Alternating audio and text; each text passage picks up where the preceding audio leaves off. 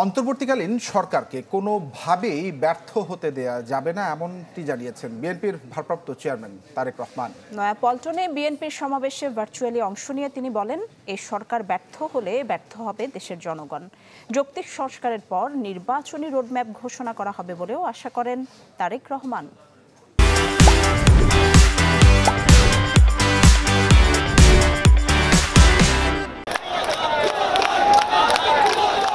তীব্র গরম আর রোদ উপেক্ষা করে রাজধানীর নয়াপল্টনে বিএনপির নেতাকর্মীদের ঢল। বিশ্ব গণতন্ত্র দিবস উপলক্ষে দলের কেন্দ্রীয় কার্যালয়ের সামনে গণসমাবেশে যোগ দিতে সকাল থেকেই মিছিল আর স্লোগান নিয়ে জড়ো হন নেতাকর্মীরা। এক পর্যায়ে গণসমাবেশ রূপ নেয় মহাসমাবেশে।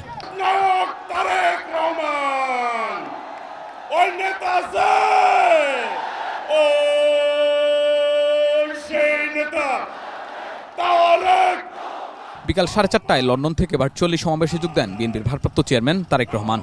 এ সময় দলটির সিনিয়র নেতারা বলেন, গণতান্ত্রিক বাংলাদেশ বিনির্মাণে যে সুযোগ সৃষ্টি হয়েছে ষড়যন্ত্রের কারণে তা যেন বেহাত না হয়।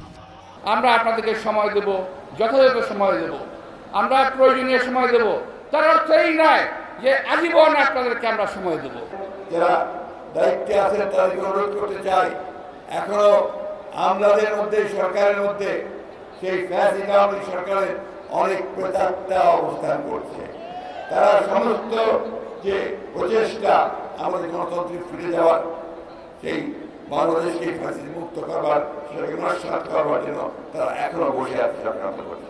এই চক্রান্ত থেকে রুখে দাঁড়াতে হবে। তারেক রহমান বলেন, অন্তর্বর্তী সরকারকে কোনোভাবেই ব্যর্থ হতে দেয়া যাবে না। এই সরকার ব্যর্থ হলে ব্যর্থ হবে দেশের জনগণ।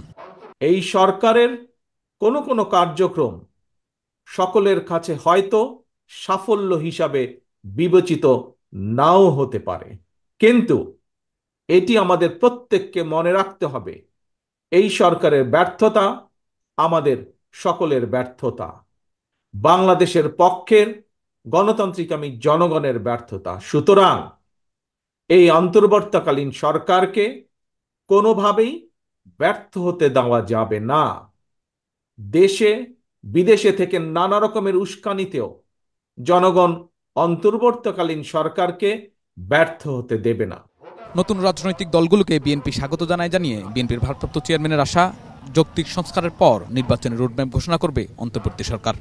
কেউ যদি মনে করেন একটি উন্নত এবং নিরাপদ বাংলাদেশের জন্য আরো নতুন রাজনৈতিক দলের প্রয়োজন রয়েছে, তাতেও দোষের কিছু নেই, কারণ শেষ পর্যন্ত জনগণই চূড়ান্ত সিদ্ধান্ত নেবে। কোন উস্কানিতে পা না দিয়ে জ্ঞানভিত্তিক রাষ্ট্র বিনির্মাণ করতে নেতাকর্মীদের আহ্বান জানান তারেক রহমান। বিশ্ব গণতন্ত্র দিবস উপলক্ষে প্রতি বছরই নানা কর্মসূচি পালন করলেও এবার বড় আকারে গণসমাবেশ করেছে বিএনপি। কর্মসূচিতে আসা কেন্দ্র থেকে তৃণমূলের নেতাকর্মীরা বলছেন, ছাত্র জনতার বিপ্লবের মধ্য দিয়ে যে বিজয় অর্জিত হয়েছে, এর সুফল ধরে রাখতে হলে প্রয়োজন একটি অবাধ, সুষ্ঠু এবং গ্রহণযোগ্য নির্বাচন, যার মধ্য দিয়ে শত প্রতিকূলতার মধ্যেও অব্যাহত রাখবে গণতন্ত্রের অভিযাত্রা। শাহনেওয়াজ বাবলু, চ্যানেল 24, ঢাকা।